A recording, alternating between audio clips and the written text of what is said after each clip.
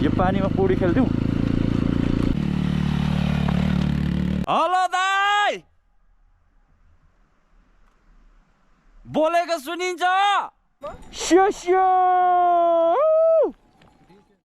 Hello guys, welcome back again. आज मुस्ताङको यात्राको डे 3, ब्लगको चाहिँ डे 2। हामी कहाँ पो बसेको थियो? छोटुङ कि के भनेर लोमाथाङमा बसेको। अनि सायद म राइडमा आएको भएर होला मुस्ताङतिर पानी परिरहेको छ भने सबै हाम्रो ब्याग प्याक भइसक्यो।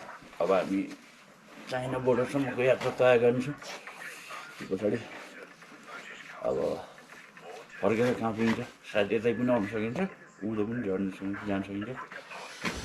अनि मुक्तिनाथ पनि जानुपर्ने छ। आइसकेपछि दिदी उठ्नु भयो?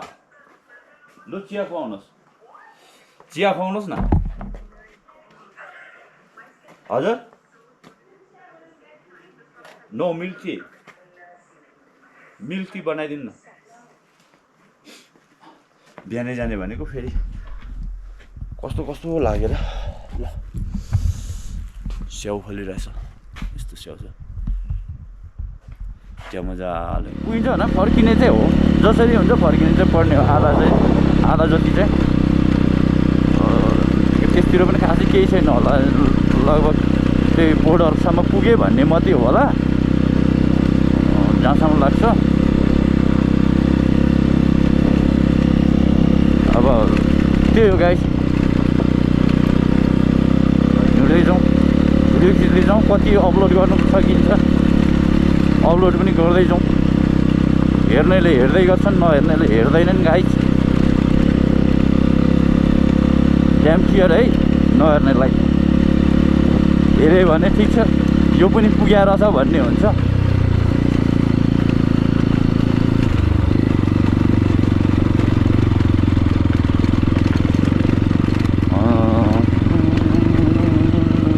यो पानीमा पौडी खेल्थ्यौँ।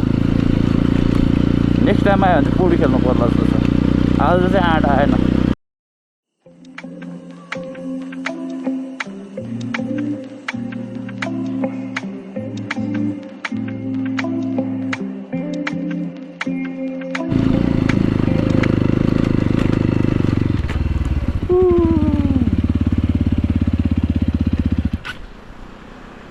त्यहाँ मान्छे हिँड्ने पुल हो यो त।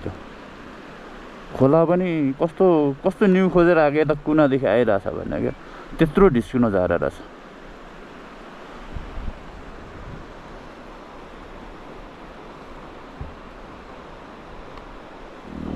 अहिले त सिमेन्टको घरहरू प्रायः बनेछ क्या। सिमेन्टको घरहरू सकेसम्म नबनायो भने राम्रो हुन्छ जस्तो लाग्छ कि यहाँ चाहिँ। किनभने यहाँको खासियत भनेको नै रुख बिरुवा बिनाको, अनि माटोको घर होइन। अनि हुन त त्यहाँको अब यहाँको अब स्थानीय लोकल मान्छेहरूलाई चाहिँ अब त्यो सर्भाइभ गर्नुलाई कति गाह्रो हुन्छ भन्ने कुरो त हामीले गर्न सक्दैन, हामी 2 दिन आएर होइन। तर पनि हामीले बुझ्ने भनेको चाहिँ मुस्ताङ भनेको चाहिँ हाम्रो दिमागमा के हुन्छ भने मुस्ताङ भने चाहिँ यस्तो ठाउँ भन्ने चाहिँ होइराखोस् जस्तो लाग्छ क्या मलाई। त्यो मेरो के भन्ने, राम्रो पक्ष भन्ने कि नराम्रो पक्ष भन्ने। अब जस्तो तल बाटो खनेर छ होइन, त्यहाँ एउटा 11 सेन्चुरीको गुफा रहेछ। गुफा जस्तै पनि त्यहाँ चाहिँ उ रहेछ क्या। दाइ ज्याकेट लाउँछु।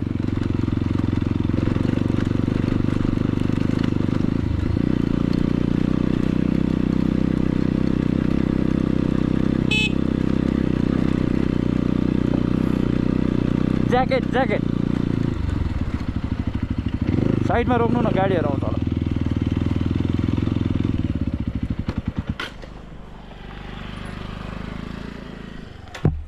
जाडो छ न, जाडो भएर चाहिँ हिरो चाहिँ नहौँ, ज्याकेट लाएरै जाउँ। तपाईँको त ठिकै छ नि त।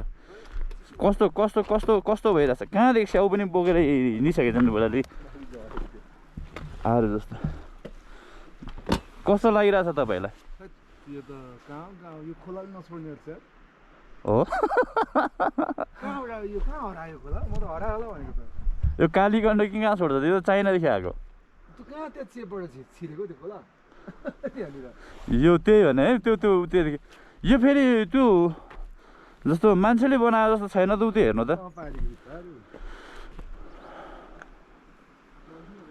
कस्तो खालको क्या यो खोला माथि पहिला कुथ्यो होला होइन अनि त्यहाँदेखि अब खन्दै खन्दै खन्दै गयो होला क्या तल हरियो रहेछ त उँधो उँधो हरियो रहेछ बरु आज अलिक बादल लागिरहेछ त्यही भएर उ छैन हजुर स्वेटर लाउँदा पनि हुन्छ चिसोबाट बचेर हिँडेको राम्रो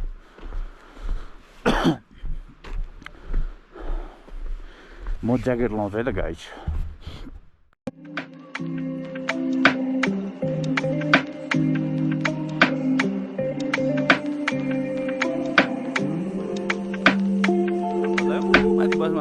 हेलो दाइ बोलेको सुनिन्छ आधा लाउँदै हुनुहुन्छ सुनिन्छ बोलेको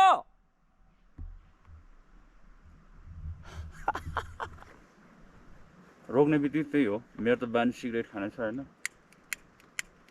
तर अब चाँडै छोड्दैछु सिगरेट पनि अनि हिँड्नु भनेको फेरि सिगरेट खाएर जाउँला भनेर उ गरेको ज्याकेट लगाइहालेको छु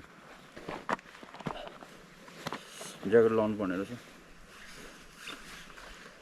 तलसम्म त आवश्यक थिएन यहाँदेखि उँभो चाहिँ जाडो रहेछ निकै हल्का त्यो शीत जस्तो पानी पनि पर्दो रहेछ अब चाहिँ बरु तलतिर चाहिँ होइन पुरै उ थियो एकदम यस्तो उनीहरू बोटहरू मसिनो थियो त्यता चाहिँ अलिक बाक्लो देखिरहेको छ ऊ त्यहाँ चाहिँ ऊ त्यस्तोतिर चाहिँ हामी जाने बाटो यहीँदेखि यस्तो घुमेर यस्तो माथि जाएर यस्तो जाने रहेछ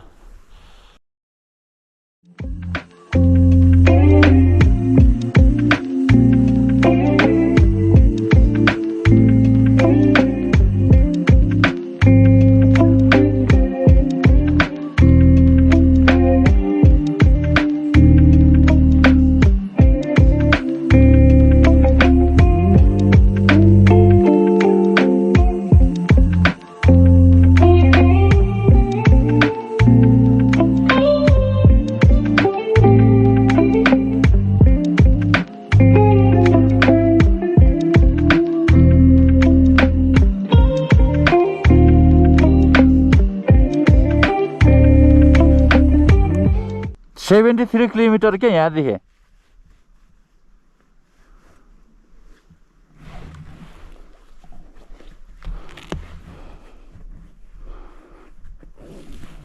जाउँ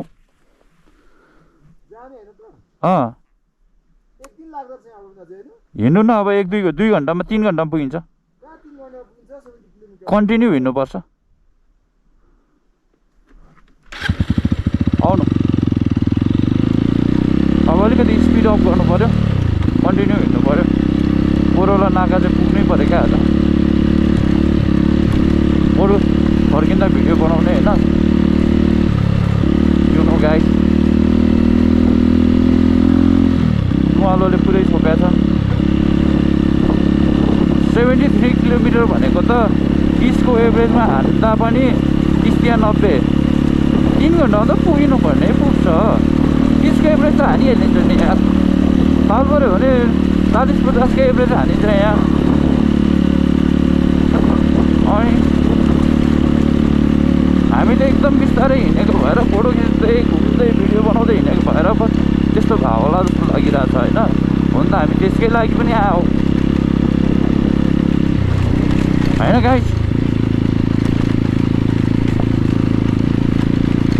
घोडा घोडामा हिँड्ने हिजोको चाइनिजहरूलाई यहीँ घोडामा हो कि अर्कै हो हरियो घाँसहरू देख्यो बाटोहरू बाइक गाडीहरू माथिबाट पनि जाँदो रहेछ ए होइन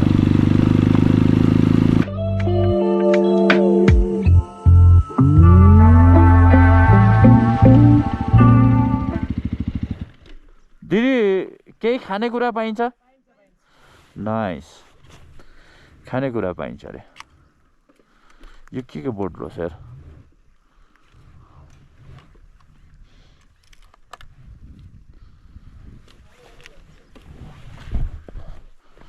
परदेखि आएको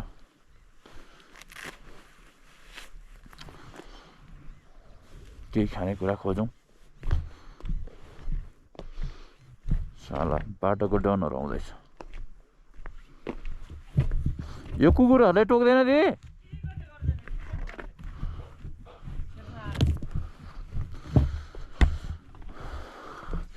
अनि अरूले त फुलले सजाउँछन् तपाईँले त गाँजाले सजाउनु भएको रहेछ हजुर गाँजा मात्रै हुँदो रहेछ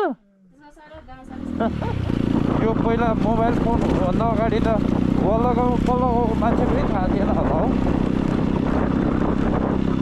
यो गाउँभन्दा पल्लो गाउँमा के छ भन्ने कुरै नै थाहा नहुने रहेछ पुरै अब यसो हिँडेर जानुलाई पनि यस्तो चिसोमा कसरी हिँड्नु घरमा आलु उसिन्ने खाने बस्ने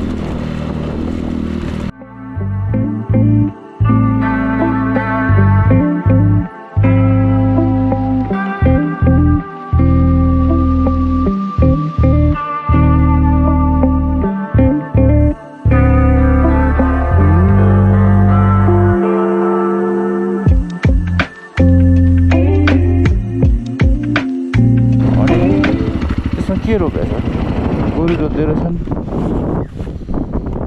तल रहेछ बस्ती अलिअलि रोपेर छ दही कहाँ पुग्यो भेडा हो कि भेडा रहेछ त्यो च्याङ्गुरा त्यो बाटो आएको यस्तो यस्तो यस्तो यस्तो यस्तो गरेर मान्छेहरू त्यहाँ दाउरा जम्माको होला सायद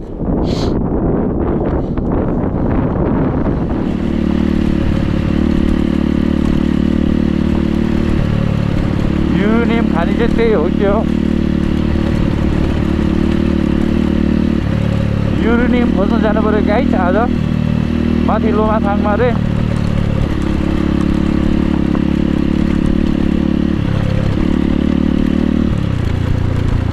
त्यहाँ चाहिँ 6-7 वटा हेलिकप्टर लिएर नै त्यहाँ सर्वे गरेको रे अनि त्यस्तो कुरा आएको थियो होइन तलतिर सुनेको भनाइमा भन्नु आएको आधिकारिक भनाइ चाहिँ होइन ल गाइस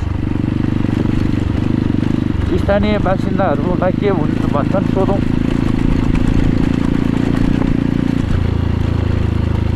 ओ च्याङ्गा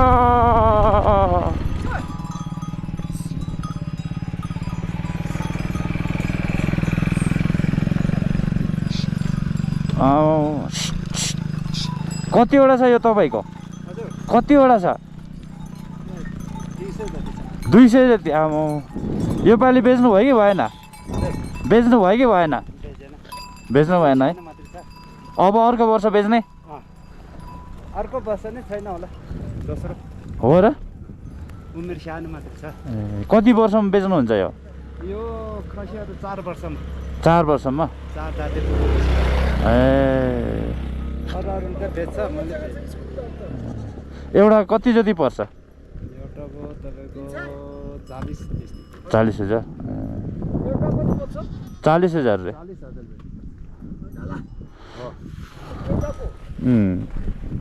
अब स्याहार्नु पर्यो यत्रो यो सबको यो पाठा सानो यत्रो देख्यो अब कति पेल्नु पर्छ मकै कति पेल्नु पर्छ हुर्काउनु पर्यो चराउनु लानु पर्यो खेद्दा चाहिँ के भनेर खेद्नुहुन्छ हजुर खेद्दा चाहिँ के भनेर खेद्नुहुन्छ ए त्यतिकै स्यो